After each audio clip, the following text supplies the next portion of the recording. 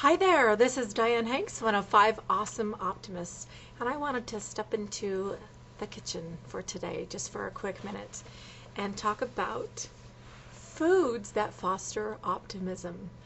And isn't that a funny topic? Well, I saw a comedian that just made me bust a gut laughing about how funny it was, and one of the foods that he was talking about was grapes. And he called grapes the food of hope, because if you take one and it's not good, there's another chance. You get another chance. So grapes, one of the optimistic foods that there is. And then I also got some Chinese food. And of course, one of the fun things about Chinese food is your fortune cookie when you're done. And I'll teach you a little trick to do it to make it even funnier. But anyway, so I have a fortune cookie here. And isn't it exciting that when you open up a fortune cookie, you are like, oh, what's it going to say? What's it going to say? And I was reminded about an episode of The Twilight Zone where this couple who had to stop into this unfamiliar town to get their car fixed stumbled upon like a little fortune machine, and instead of just having a good time with it, they started going, obsessive about it until finally, oh, will our car be fixed today? Anyway, so that's not what I'm talking about. I'm just talking about good, clean fun. So I got a fortune cookie. Fortune cookie says, what does it say? Ooh. Okay, oh my goodness. Isn't this a nice one? Can you read that? You will spend many years in comfort and material wealth. I think I'll eat this one now. Nice. Last night, when we got these, this was the one I got last night. There are big changes ahead for you. So a fortune cookie is a fun little food of optimism. If you are unfortunate enough to get one that's just a statement, you're like, that's not a fortune, that's just a statement. Anyway, so here's the funny thing that one lady that I used to work with, I mean decades ago, and I still remember this because we used to get this little Chinese chicken salad every day for lunch, and we'd always laugh over the things because she was just such this prim and proper woman, and she was the one who told us to do this. Like, and maybe you've heard this before, but you take whatever your fortune is and you add in bed at the end of it. So this one would be, there are big changes ahead for you in bed. Here's this one. You will spend many years in comfort and material wealth. In bed. Oh, see, that changes that one.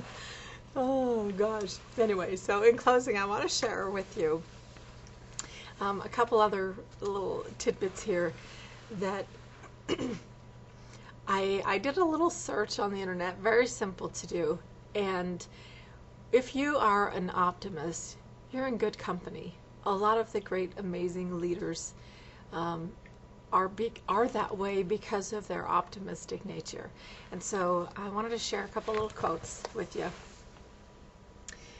The essence of optimism is that it takes no account of the present, but it is a source of inspiration, of vitality and hope where others have resigned. It enables a man to hold his head high, to claim the future for himself, and not to abandon it to his enemy. Isn't that nice? This is a funny one by Voltaire. Optimism is the madness of insisting that all is well when we are miserable. And we've talked before about, it's not insisting that all is well, but it's gleaning. It's taking the good from it and then moving forward. I love this by Colin Powell. Perpetual optimism is a force multiplier. And this is a funny one too.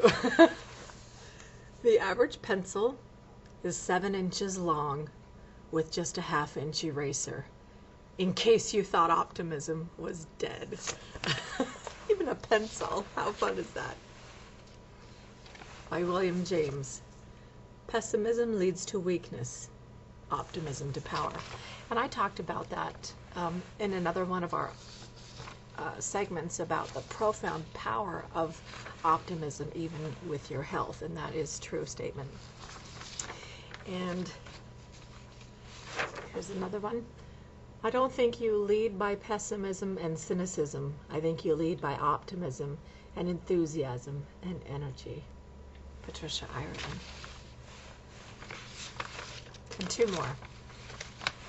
And if you know who these people are, and you see what kind of obstacles they had to overcome, and that's why I picked this particular one. It's by Helen Keller. And for those of you who may or may not have heard of Helen Keller, she was born blind and deaf. And so this is a quote by her. Optimism is the faith that leads to achievement. Nothing can be done without hope and confidence. Isn't that powerful? And then this one is kind of a funny one. I'll end with this one. With optimism, you look upon the sunny side of things. People say, you're an optimist. I never said I was an optimist. I have hope, because what's the alternative to hope? Despair. If you have despair, you might as well put your head in the oven. So here we are, back full circle in the kitchen. And so those are the words I wanted to leave you with today, that there are many, many opportunities to be optimistic in a box of Cracker Jacks, in a cluster of grapes, even a fortune cookie. So I'm going to look forward to my many years of comfort and material wealth. I'm Dianne Hanks, one of 5 optimists. 5 Why is that difficult to say 5 times fast? I'm Dianne Hanks, one of 5 awesome optimists. I do thank you for joining me today.